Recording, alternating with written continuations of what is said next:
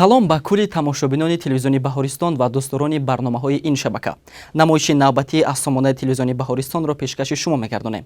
Тавре ба шумо маълум аст, мо дар ин намоиш ба шумо дар бораи хабарҳои нави шабакаву сомона маълумот дода ба мактубҳои ирсолшуда ҷавоб мегардонем. Бояд гуфт, дар намоиши гузаштаи худ мо ба шумо дар бораи консерти ҷанбастии лоиҳаи калони шабакаи мо Парвин каме маълумот додем. Баъди пахши ин намоиш ба унвони барнома якчанд зангҳои телефонӣ буданд. Тамошобинон пурсон аз он шуданд ки кай метавонанд ин барномаро ки дер боз интизораш буданд тамошо кунанд. Инак таваҷҷӯҳ намоед. мақсади асосии таҳия ва тарҳрезӣ намудани шоу барномаи озмуни Парвин ин ба майдони ҳунар баровардани санъаткорони наврас, дар дили онҳо бедор намудани ҳисси муҳаббат ба фарҳангу ҳунар, поздоштани расму оин, суннатҳо ва дигар арзишҳои миллӣ мебошад. лоиҳаи телевизионии Парвин аз соли 2015 то ҳол роҳандозӣ мегардад. ҳамасола озмун дар се давр: даври интихобӣ, нимниҳоӣ ва ниҳоӣ гузаронида мешавад. мавсими ҷанбастии шоу барномаи озмуни Парвин махсус ба ифтихори 30-солагии истиқлолияти давлатии ҷумҳурии Тоҷикистон бахшида шуда буд. даври интихобӣ он аз моҳи январи соли 2020 оғоз гардида то моҳи феврал давом кард. дар ин муддат масъулини лоиҳа дар тамоми гӯшаву канори кишварамон сафар намуда беҳтарин истеъдодҳоро аз шаҳри Кулоб, Хорух, Водии Рашт, шаҳраки Ғарм, шаҳри Хуҷанд, Водии Зарафшон, ноҳияи Айнӣ, шаҳри Душанбе ва ноҳияҳои тобеи марказ интихоб намуданд. даври аввали ин озмун аз моҳи апрел оғоз гардида то моҳи октябр давом кард. бояд қайд намуд, ки даври мазкур аз 12 намоиш иборат буд. иштирокчиёни даври дуюм аз ҳисоби ғолибони даври аввал интихоб шуданд. ҳамчунин нафароне ки аз доварон дар сомонаи шабакаи мо бештар овоз гирифтанд ба даври дуюм гузаштанд. даври дуюми озмун аз моҳи октябри соли 2020 оғоз гардида он аз 8 намоиш иборат буд. дар ин давр низ иштирокчиён дар се жанр: сарояндагӣ, навозандагӣ ва рақс назди доварон баромад карданд.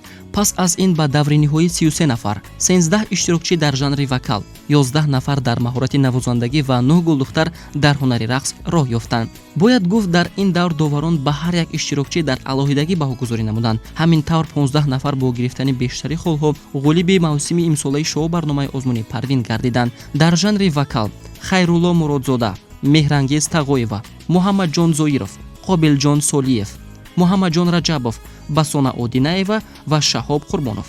дар маҳорати навозандагӣ Саидали Носиров, Ғиёсиддин Ҷураев, Муҳаммадали Машрабов, Муҳаммад Ёров ва Абубакр Отахонов. дар ҳунари рақс Маҳина Нурова, Ангелинаи Асрор ва Меҳрангез Маҳмадазизова ғолиби шоу барномаи озмуни Парвин гардиданд. рӯзи 9 апрели соли равон консерти идонаи шоу барномаи озмуни Парвин ва маросими ҷоизасупории ғолибони лоиҳа дар театри Давлатии академияи опера ва балети ба номи Садриддин Айнӣ баргузор гардид. барномаи мазкур айни замон омодаи танзим аст ва шоми 25 апрел пешкаши мову шумо хоҳад гашт. интизор шавед.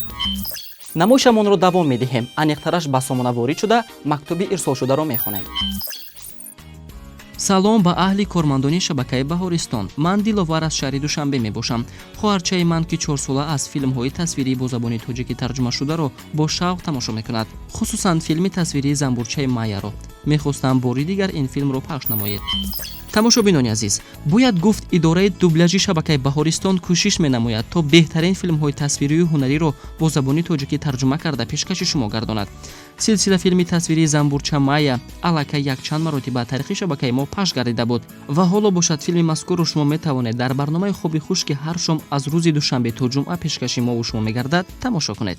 тамошобинони азиз, бояд гуфт, ҷиҳати интихоби иштирокчиён ба давраҳои минбаъда дар муассисаҳои таълимӣ барои озмуни ҷумҳуриявии фуруғи субҳи донои китоб аст давом дорад. масъулини барномаи Аниси Кунҷи Танҳоӣ ба ин озмун диққати махсус дода аз рафти он намоишҳо таҳия ва пешкаши шумо мегардонад. озмуни ҷумҳуриявии фуруғи субҳи донои китоб аст ба хотири ҷашни 30-солагии истиқлолияти давлатии ҷумҳурии Тоҷикистон пешниҳод шудааст. ин озмун ба кӯдакону наврасон, ҷавонону калонсолоне ки китобдӯсту китобхонанд имкон медиҳад то аз лаёқати худ дарак диҳанд. соли сеюм аст ки озмуни ҷумҳуриявии фуруғи субҳи донои китоб аст дар сартосари кишварамон баргузор мегардад. шабакаи мо ба ин озмуни ҷумҳуриявӣ диққати махсус дода қариб ҳамарӯза дар намоиши Аниси Кунҷи Танҳоӣ иштирокчиён ва нафарони китобхону китобдӯстро даъват менамояд ва бо онҳо суҳбат меорояд.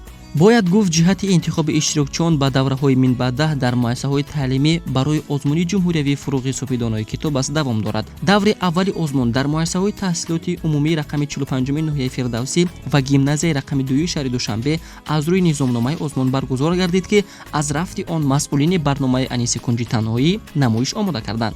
барномаҳои мазкур аллакай тавассути эфир пахш гардиданд ва мо онро дар сомонаи худ www.tvb.tg ҷой намудаем ки шумо метавонед аз он истифода баред.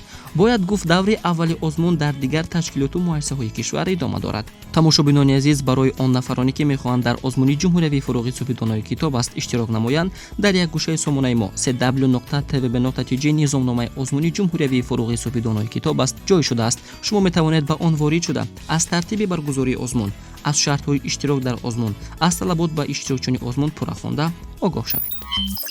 мақсад аз таҳияи барномаи аз сомонаи телевизиони Баҳористон ин робита бо бинанда мебошад.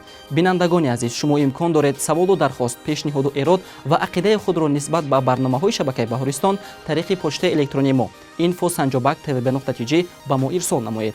то ҳафтаи оянда хайр.